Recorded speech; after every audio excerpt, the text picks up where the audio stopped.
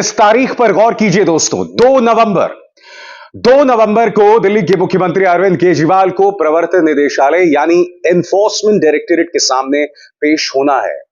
अभी से इस बात को लेकर सुगबुगाहट है कि क्या अरविंद केजरीवाल को गिरफ्तार कर लिया जाएगा।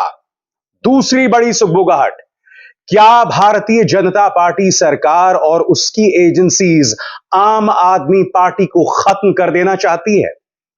मगर सबसे बड़ी बात जिसकी चर्चा हम आज अपने शो में करेंगे दोस्तों, क्या सुप्रीम कोर्ट के जजों ने chief Justice of India DY Chandrachud ने क्या कहा था उसी की अनदेखी कर दी जब उन्होंने मनीष सिसोदिया को बेल नहीं दी। दोस्तों, जैसा कि आप जानते हैं कि मनीष सिसोदिया के बेल का मामला आया था शराब घोटाले में और सुप्रीम कोर्ट ने उसे सिरे से खारिज कर दिया। दिलचस्प बात यह थी कि इससे पहले जब बहस चल रही थी तब सुप्रीम कोर्ट के जज ये कह रहे थे कि इस वक्त ऐसा कोई सबूत नहीं है और जो दलील एजेंसीज पेश कर रही हैं वो 2 मिनट नहीं टिकने वाली। इन तमाम बातों के बावजूद मनीष सिसोदिया को बेल नहीं मिलती। मगर आज जो मुद्दा मैं आपके सामने रख रहा हूं कि क्या सुप्रीम कोर्ट के जजों ने chief Justice of India DY Chandrachud के आदेश की अनदेखी कर दी। अब आप कहेंगे कि मैं उनके किस फरमान की बात कर रहा हूं, तो याद कीजिए, आज से कुछ महीने पहले की बात है दोस्तों, अप्रैल की बात है। आपके स्क्रीन पर आप देख सकते हैं अभिषेक मनु सिंघवी विपक्ष का प्रतिनिधि बनकर सुप्रीम कोर्ट में गए थे और उन्होंने कहा था कि जिस तरह से मोदी सरकार एजेंसीज के सहारे विपक्ष पर निशाना साध रही है, सुप्रीम कोर्ट इसका संज्ञान ले और कोई एक्शन ले। मगर उस वक्त chief Justice of India DY Chandrachud ने इस अपील को खारिज कर दिया था और अपील को खारिज करते हुए यह कहा था कि हम केस दर केस उसके मेरिट्स पर लेंगे, यानी कि अगर आप हमारे पास एक खास केस लेकर आएंगे तो हम उस पर फैसला करके अपनी राय देंगे। तो आपके सामने केस था मनीष सिसोदिया का। अदालत जिरह के दौरान कई बातें कह रही थी, सुप्रीम कोर्ट बहस के दौरान कई चीजें कह रही थी, मगर जब फैसला आया तो बहस के दौरान जो बातें सुप्रीम कोर्ट ने कही उसे उन्होंने पूरी तरह से पलट दिया। आपके सामने मनीष सिसोदिया का इकलौता मामला इंडिविजुअल केस आया था, मगर मनीष सिसोदिया को राहत नहीं मिली। दोस्तों, मैं आपको बतलाना चाहूंगा कि कल जब मनीष सिसोदिया की बेल को खारिज कर दिया गया तब अदालत में 2 बहुत दिलचस्प पहलू सामने उभर कर आए और मैं चाहूंगा आप उस पर गौर करें।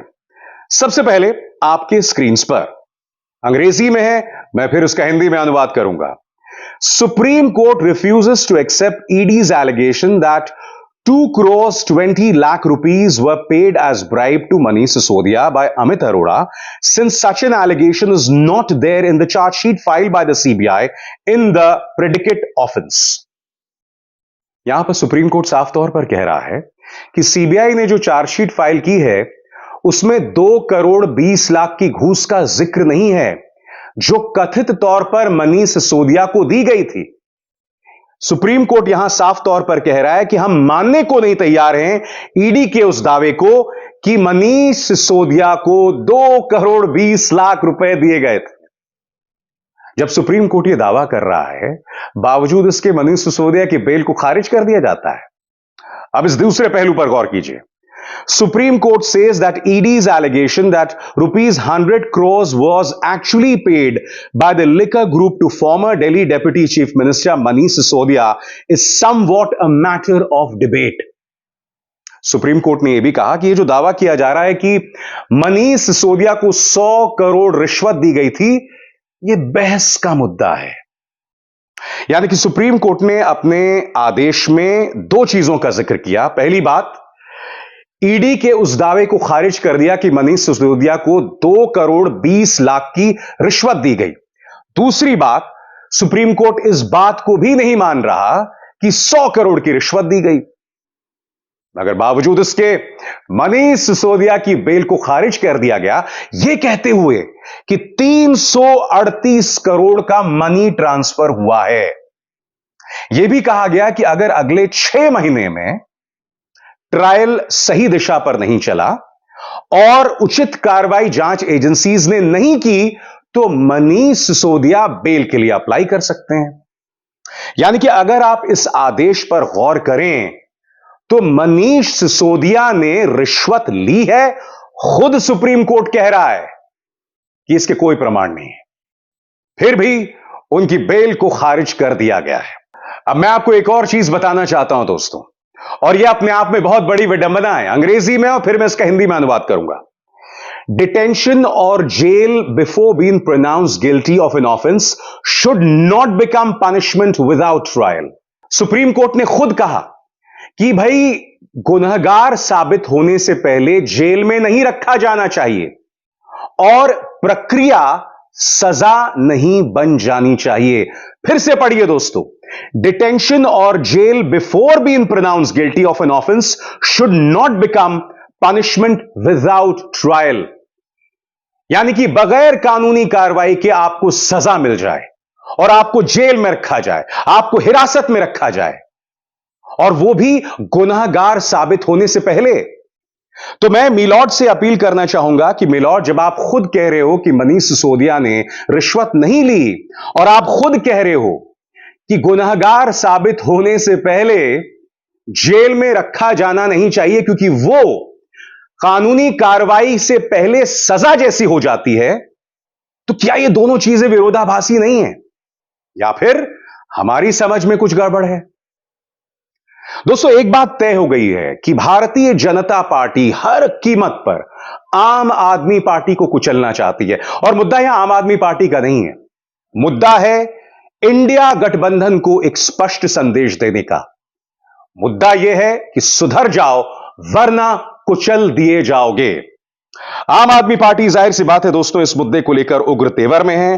पार्टी की नेता आतिशी मारलेना जो है वो खासी उग्र दिखाई दे रही हैं। उनका यह कहना है कि हम जेल जाने से नहीं डरते। सुनिए आतिशी क्या कह रही हैं। भारतीय जनता पार्टी को आम आदमी पार्टी से डर लगता है। दिल्ली और पंजाब में हो रहे हर काम से डर लगता है, फ्री बिजली से डर लगता है, अच्छे स्कूलों से डर लगता है, मोहल्ला क्लिनिक से डर लगता है। इसीलिए वो झूठे केस करके आम आदमी पार्टी के नेताओं को जेल में डालना चाहती है, पार्टी को खत्म करना चाहती है। इसी साजिश के तहत 2 नवंबर को अरविंद केजरीवाल को ईडी ने समन किया। उन पे झूठा केस लगा के उनको गिरफ्तार करना चाहते हैं ईडी वाले, भारतीय जनता पार्टी वाले। पर मैं भारतीय जनता पार्टी को बता दूं कि हम जेल जाने से नहीं डरते, हम उनके झूठे केसेस से नहीं डरते। हम देश के लोगों के लिए, देश के हर आम आदमी के लिए काम करते रहेंगे। आम आदमी पार्टी चीख चीख कर यह कह रही है कि भारतीय जनता पार्टी आम आदमी पार्टी को खत्म कर देना चाहती है। उनका यह कहना है कि अरविंद केजरीवाल दिल्ली के चुने हुए मुख्यमंत्री हैं और ऐसे में एक चुने हुए मुख्यमंत्री पर इस तरह से दबिश शॉकिंग है। सुनिए सौरभ भारद्वाज क्या कह रहे हैं। जैसा कि खबर आ रही है कि अब केंद्र सरकार की ईडी ने दिल्ली के मुख्यमंत्री श्री अरविंद केजरीवाल जी को समन भेजा है 2 तारीख का। इससे ये बात साफ हो जाती है कि केंद्र सरकार का एक ही मकसद है, किसी तरीके से आम आदमी पार्टी को खत्म कर देना, और इसके लिए वो कोई कसर नहीं छोड़ रहे। किसी तरीके से कैसे भी फर्जी केस बना के मुख्यमंत्री अरविंद केजरीवाल जी को जेल में बंद किया जाए और आम आदमी पार्टी को खत्म किया जाए। मैं आपको याद दिलाना चाहूंगा दोस्तों, कुछ दिनों पहले सुप्रीम कोर्ट ने एक फैसला सुनाया था, और उस फैसले में सुप्रीम कोर्ट ने क्या कहा था कि दिल्ली के जो तमाम ब्यूरोक्रेट्स हैं, नौकरशाह हैं, वो चुनी हुई सरकार यानी अरविंद केजरीवाल को रिपोर्ट करेंगे। यह सुप्रीम कोर्ट का फैसला था, याद है आपको? मगर तब संसद में एक अध्यादेश लाया जाता है और सुप्रीम कोर्ट के उस फैसले को पलट दिया जाता है। और अब स्थिति क्या है? अब स्थिति यह है कि जो तमाम ब्यूरोक्रेट्स हैं वो मोदी सरकार द्वारा नियुक्त उपराज्यपाल को रिपोर्ट करेंगे। ऐसे में चुनी हुई सरकार के क्या मायने हैं? बड़ा सवाल यह कि क्या भारतीय जनता पार्टी अपनी हार को अब तक नहीं पचा पाई है कि वो इस तरह से विपक्ष पर निशाना साध रही है।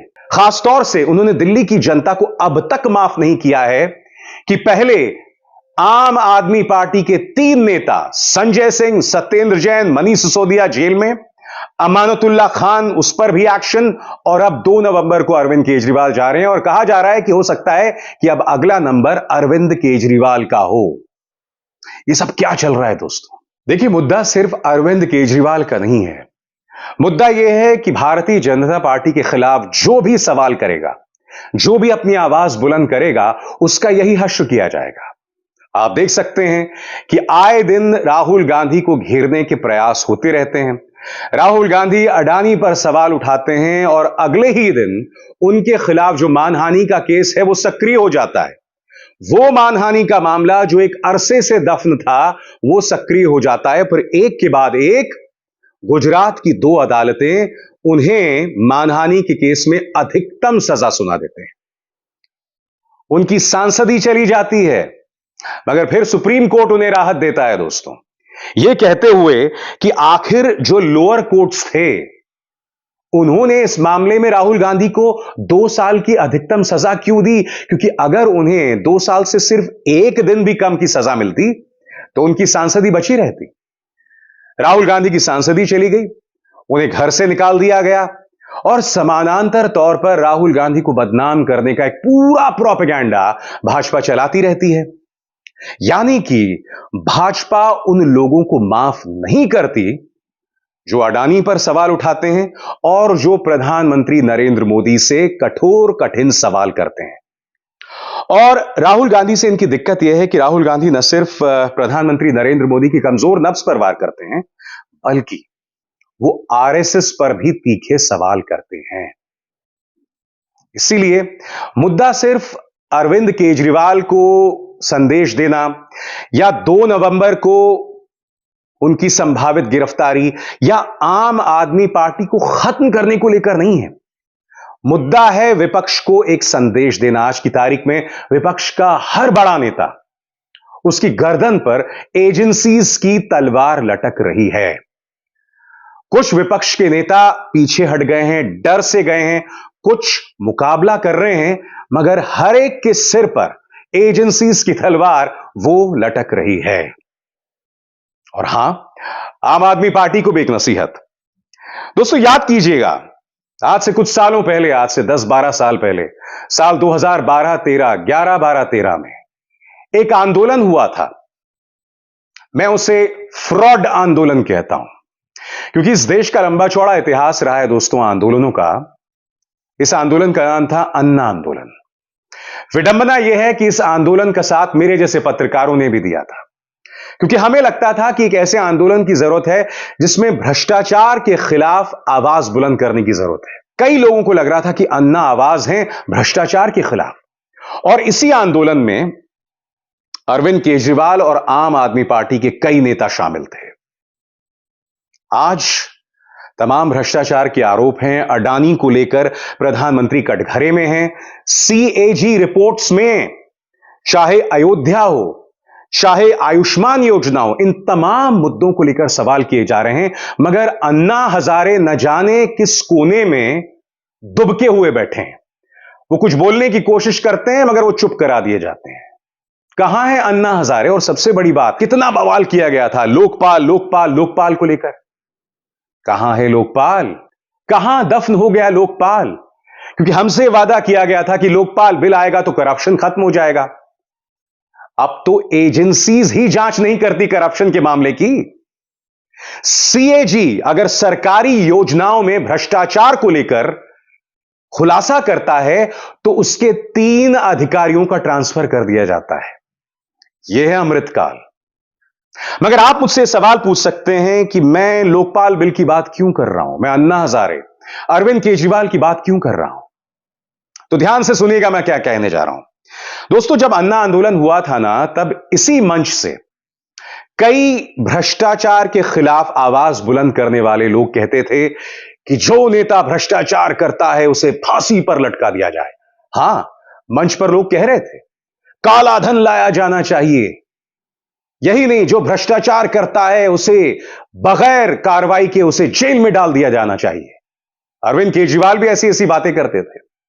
आज विडंबना देखिए दोस्तों, मामला प्रमाणित नहीं हो रहा है, मगर मनीष सिसोदिया जेल में है, उन्हें बेल नहीं मिल रही है। संजय सिंह अडानी पर सवाल उठाते हैं जेल में, सत्येंद्र जैन जेल में। इनके खिलाफ कोई मुद्दा प्रमाणित नहीं हुआ है, कानूनी कार्रवाई चल रही है, इनके लिए प्रक्रिया ही सजा बनकर रह गई है। और यह विडंबना है कि वो अरविंद केजरीवाल जो अन्ना आंदोलन के दौरान आवाज बुलंद करके कहा करते थे कि भ्रष्टाचारी को जेल में डालो, या इनके सहयोगी कहते थे कि भ्रष्टाचारी को फांसी दो, आज उन्हीं अरविंद केजरीवाल पर गिरफ्तारी की तलवार लटक रही है। मकसद साफ है दोस्तों, मकसद है इंडिया गठबंधन को खत्म कर देना। मगर सबसे दिलचस्प बात कि Supreme Court Chief Justice of India DY Chandrachud के उसी आदेश की अनदेखी कर रहा है जिसमें उन्होंने कहा था कि हम राजनीतिक दलों के लिए सरकारी एजेंसीज के दुरुपयोग के लेकर कोई आदेश पारित नहीं करेंगे, मगर आप हमारे सामने इंडिविजुअल केसेस लेकर आइए, व्यक्तिगत मामले लेकर आइए, हम उस पर फैसला सुनाएंगे। फैसला सुना दिया है और मनीष सिसोदिया अब भी जेल में है। हालांकि अदालत कह रही है कि भाई भ्रष्टाचार या रिश्वत कहीं कुछ नहीं दिखाई दे रहा है। अदालत यह भी कह रही है कि जिस तरह के प्रमाण एजेंसीज के पास हैं वो 2 मिनट अदालत में नहीं टिकेंगे। ये तमाम मुद्दे हैं जो इस देश के नागरिक के मन में असमंजस पैदा कर रहे हैं। आखिर क्यों? इस सवाल का जवाब या तो मिलॉर्ड जाने या आप देश की जनता। अब इजहार शर्मा को दीजिए इजाजत। नमस्कार।